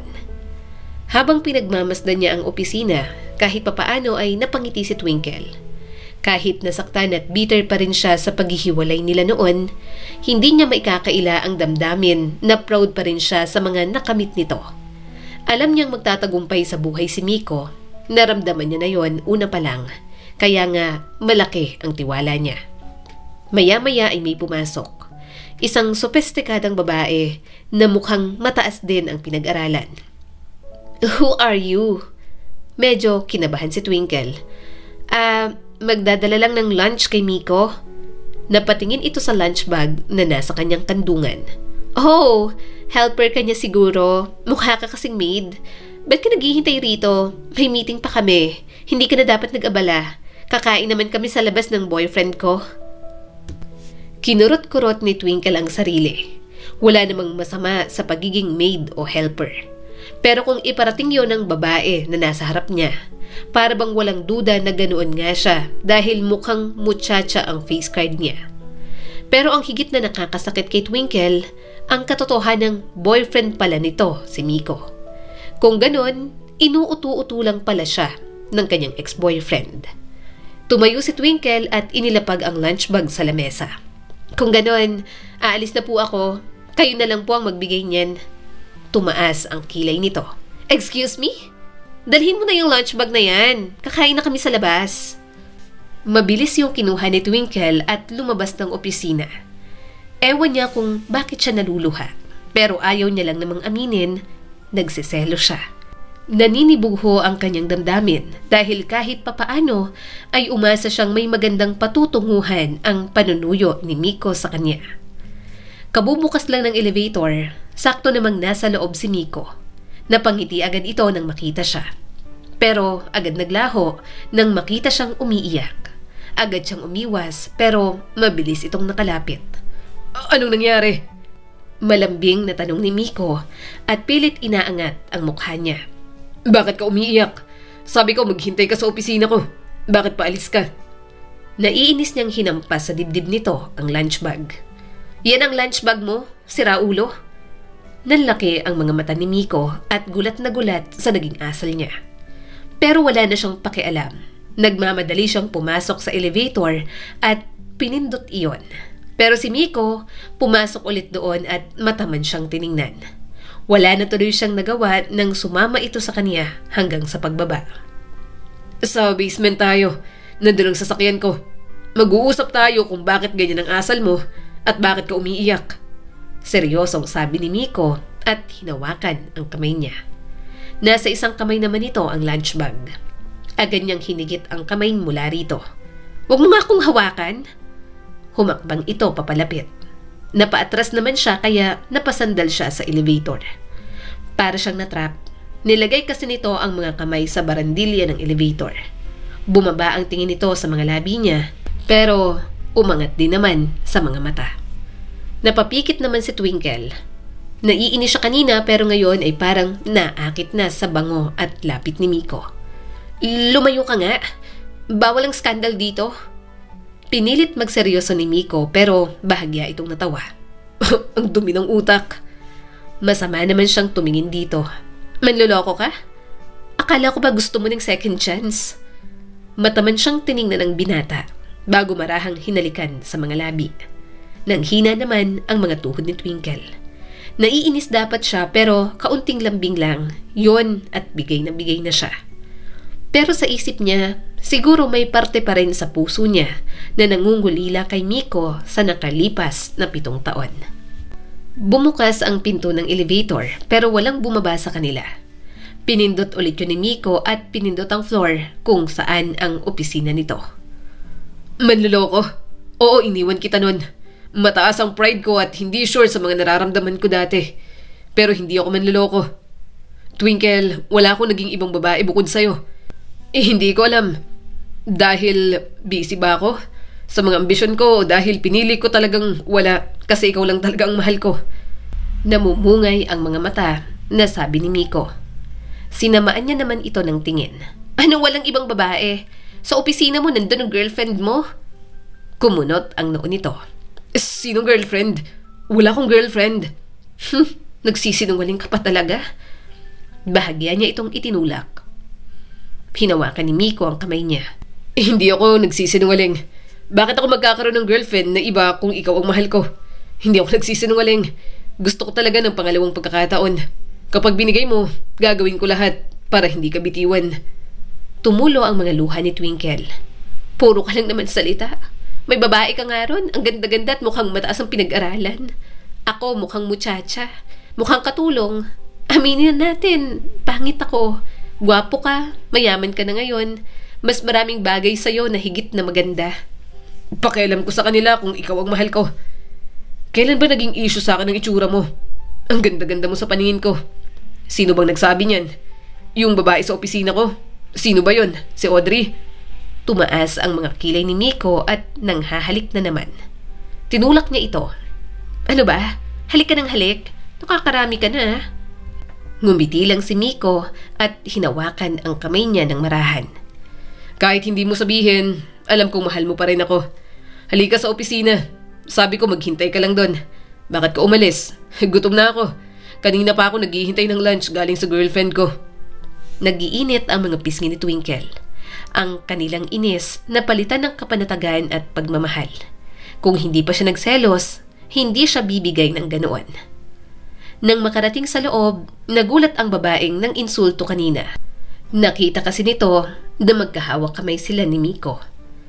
Miko! Malambing na sabi ni Audrey. Sorry, Attorney Bautista. You're my friend and old colleague. But I don't think I will let this pass. Maghahanap na lang ako ng ibang abogado. Liam, please escort her. Halata namang napahiya si Audrey at agad na umalis ng opisina. Samantala, manghang-mangha naman si Twinkle kay Miko. Mas lalo talagang gumagwapo ang binata kapag ganoon magsalita. At hindi siya makapaniwala na sa kanya ito nahuhumaling. Sarap talaga ng luto mo. Nakangiting sabi ni Miko habang kumakain. Ang sarap mong asawahin. Hindi niya na rin napigilan ang ngiti. Boyfriend muna, masyado ka namang atat. Kilalanin muna ulit natin ang isa't isa. Simula ng araw na yon, nagkabalikan na nga silang dalawa. Sa pagkakataong yon, mas kinilala pa nila ang isa't isa. Mas naging malalim pa ang pag-iibigan. Lahat ng naiwang responsibilidad kay Twinkle, pinagsaluhan nilang dalawa ni Miko. Kaya pagkatapos ng 1 taon, doon na sila nag-decide na magpakasal. Salamat ha. Kahit na mag-asawa na tayo, tinanggap mo rin na responsibility ko sina Jumbo at Hotdog. Saad ni Twinkle. Ngumiti naman ang kanyang asawa. Hindi naman mabigat para sa akin. Saka alam kong mahal na mahal mo ang mga bata. Parang mga anak na ang turing mo sa kanila. Ang totoo niyan, nakatanggap ako ng message mula kay Ate Aileen. Humihingi siya ng sorry dahil pinabayaan niya sa akin ang mga anak niya. Sinabi niya na may sarili na siyang pamilya, na may bagong asawa. Nagalit ako kasi paano niya nagawa yun sa mga anak niya. Kaya sabi ko, akin na sina Jumbo at Hotdog. Tita nila ako pero simula nang matanggap ko ang message na yon, sinabi ko sa sarili ko na ako nang tatayong nanay nila. Hinalikan siya sa noo ni Miko. At alam kong kaya mo yon, kaya natin. Sasamahan kita sa pagpapalaki sa kanila at sa mga magiging anak natin. Sumandal si Twinkle sa kanyang asawa. Labis ang kagalakan ng puso niya na nagkabalikan sila.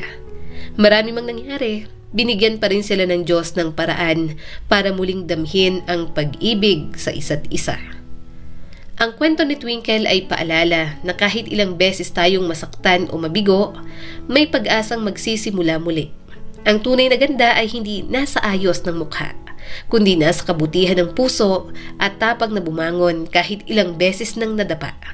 Sa bawat luha, may lakas na sumusulpot. Sa bawat pagkakamali, may bagong aral na napupulot. At sa dulo, matututunan natin ang mga pinakamagandang anyo ng tao ay ang marunong magmahal at magpatawad, kahit na ilang beses pa tayong nasaktan. Muli, ako po si Skylar Guro at sana ay may bago na naman kayong natutunan sa kwento natin ngayon. Maraming salamat po.